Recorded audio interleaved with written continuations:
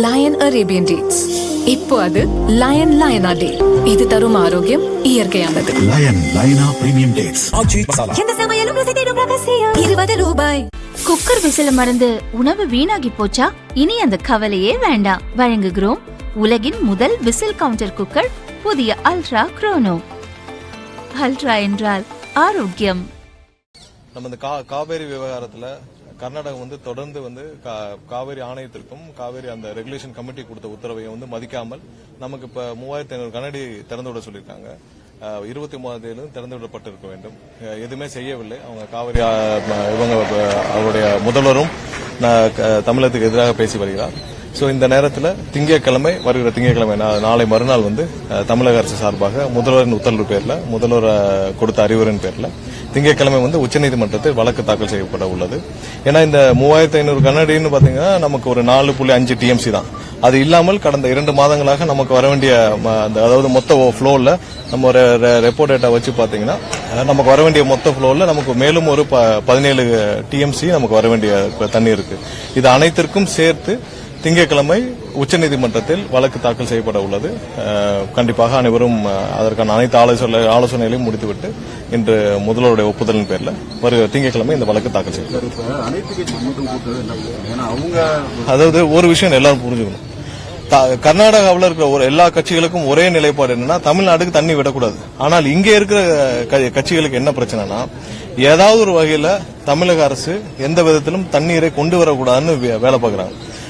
அதிமுக என்ன சொல்றாங்க? சட்டசபையில் இருந்த வரைக்கும் எல்லாரும் சேர்ந்து அதிமுக இருக்கிற அனைவரும் சேர்ந்து தான் அந்த தீர்மானம் நிறைவேற்றப்பட்டுச்சு. அடுத்த 2 நாட்களுக்கு அப்புறம் திடீர்னு எங்க இருந்து ஞானம் வந்துச்சு? அவர் நாள் தூங்கிட்டு இருந்த அதிமுக 2 நாள் கழிச்சு இல்ல நீங்க இந்த தீர்மானத்தை எடுக்கின்றாங்க. அதற்கு எதிராக இப்ப போய் அவங்க உயர்நீதிமன்றத்தில் வழக்கு தாக்கல் செய்யறாங்க.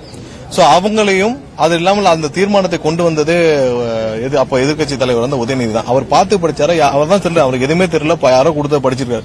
2 நாள் கடைசி நாள் அந்த தீர்மானம் நிறைவேற்றப்படும் பொழுது அப்புறம் என்ன சொல்றாரு, நாங்க கொடுத்தோம், ஆனா நீங்க வேணும்னா எடுத்துக்கலாம், இல்லன்னா வச்சுக்கலாம் அப்படிங்கிறாரு. சோ ஒவ்வொருத்தரும் ஒவ்வொரு நிலைப்பாடு. அவங்களுடைய மொத்த குறிக்கோளை எந்த வகையிலாவது முதல்வர் அவர்கள் இந்த இதுக்கு சுமூகமான தீர்வு கண்டுவிடுவாரோன்ற ஒரு பயத்துல தமிழகத்தில் இருக்கிற கட்சிகள் அனைத்தும் பாரதிய ஜனதா கட்சியோடு சேர்ந்து கொண்டு தமிழகத்திற்கு எதிராக செயல்பட்டு வராங்க.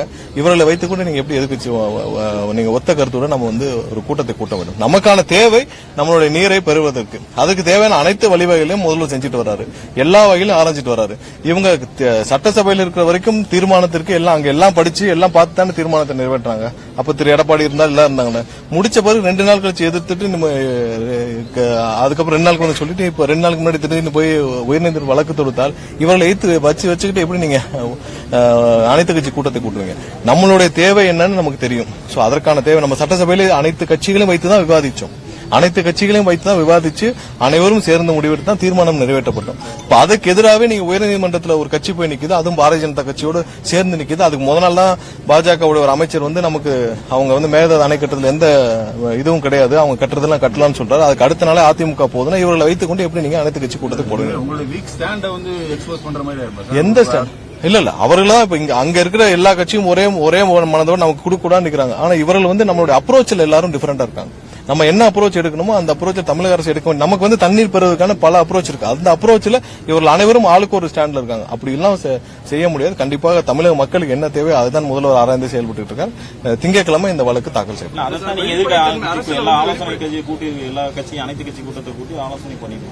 இல்ல நமக்கு தேவை என்னன்னு தெரிஞ்சு போச்சு. இவர்கள் எல்லாம் ஆளுக்கு ஒரு சில பேர் நமக்கு ட்ரிபியூனல் வேணாங்கிறாங்க. வேண்டான்னு சொல்லி தீர்மானம் நிறைவேற்றப்பட்டு நிக்கிறாங்க. இதுல முரண்பட்டு நிக்கிற போது அவர்கள் ஆல்ரெடி அதுக்கு முரண்பட்டு வழக்கு தொடுத்த பிறகு இல்ல நீங்க எப்படி கொண்டு வருவீங்க? நம்ம சட்டசபையில் எல்லா கட்சியும் சேர்ந்து விவாதிச்சு மொத்தமாக தானே ஒரு மனதாக தான் நிறைவேற்றப்பட்டது. சோ அதற்கு மேல என்ன இருக்கு? சட்டசபையில் ஒரு மனதாக நிறைவேற்றப்பட்ட தீர்மானத்துக்கு மேல திரும்ப என்ன அனைத்து கட்சி கூட்டம் அங்கேயே நிறைவேற்றப்பட்டது என்ன வாய்ப்பு இல்ல ஒரு மனதாக ஒரே குரலாக இருந்தால் பரவாயில்ல. இவர்களுடைய எண்ணம் எதுவோ இன்னைக்கு தமிழக அரசு முதல்வர் அண்ணன் விஜய் அவர்கள் எந்த வகையிலும் சுமூக தீர்வு கொண்டு வரக்கூடாதுன்ற எண்ணத்தில் செயல்படும் இவர்களை வச்சு நீங்கள் அனைத்து கட்சி கூட்டம் கூட்ட முடியாது.